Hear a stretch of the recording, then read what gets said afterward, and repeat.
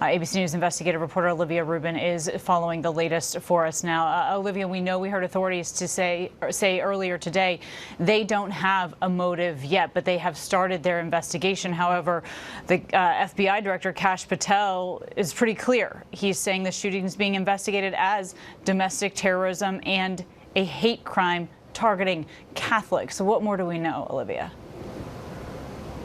Well, Kana, there seems to be a bit of a discrepancy here between federal law enforcement and local law enforcement. As you said, Kash Patel was quite clear that this was a hate crime targeting Catholics. But at the local level, we've heard all day from the police chief, the Minneapolis PD chief there, who was asked specifically about this, whether it was a hate crime.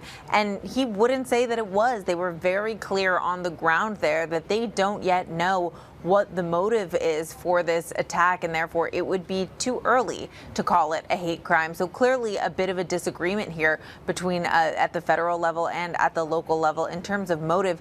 There is a couple angles they have sort of indicated that they are looking into here, specifically any connection to the church. Of course, there have been reports that there was some sort of connection, but again, law enforcement officials not yet ready to go there yet, saying it's something they are looking at, but that they cannot confirm. Of course, there's also the social media writings, the YouTube writings that they discussed, that YouTube video that was posted online full of that hateful rhetoric, drawings of guns, drawings, Kana, of a church with pews that it sort of shows exactly that this shooter knew what they were going to do. They are saying, though, that as of this stage, they do believe this shooter was acting alone. Kana, take a listen. At this stage, we believe that the shooter had acted alone.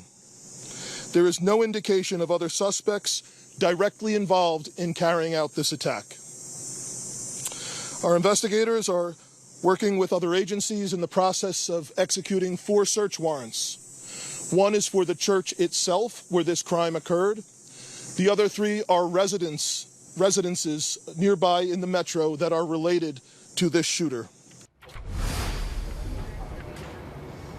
They did go on to add, Kana, that they recovered multiple other firearms from those locations on top of the 3 that we already know the shooter was armed with when they went to this church this morning, Kana. Right. They described him as being armed with a rifle, a shotgun, and a pistol that were all lawfully purchased, and noting that they were purchased recently there, Olivia. And it's interesting when you look into this YouTube post. Let's dig into that a bit, because a couple things stand out to us. Obviously, the fact that authorities say that it was timed. It had a timed release. And so now they're going into that post, as well as how you heard from Aaron Katersky kind of describing what was written on some of this weaponry in that post, Olivia. Definitely, and that all indicates that this was something that was significantly planned, Kana. We've also heard a lot about how this sort of showed a fascination with other school shooters. One of the things sources said was written in that notebook was the name of a band that the Columbine shooters had been obsessed with themselves. That band, of course, has denounced previously any sort of violence, but certainly we're getting the portrait of an individual that was having some sort of fascination with other school shooters, and was so, I guess, deeply familiar with them that they knew the band that they also, in Columbine, had admired, which is sort of a sick level of detail for this individual to know. So certainly it's the YouTube aspects, as we've heard there. It's the different homes that are being searched. It's the social media accounts.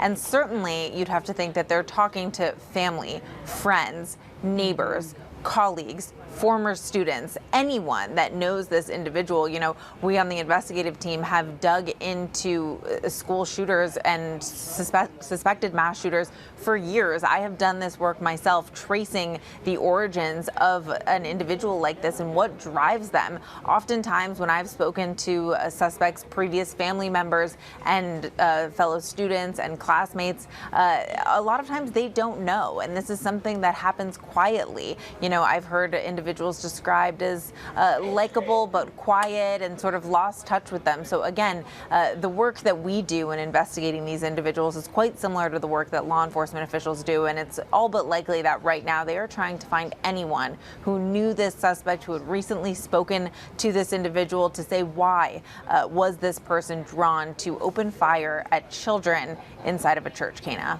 Inside of a church, what red flags were possibly missed? Olivia Rubin, our thanks to you.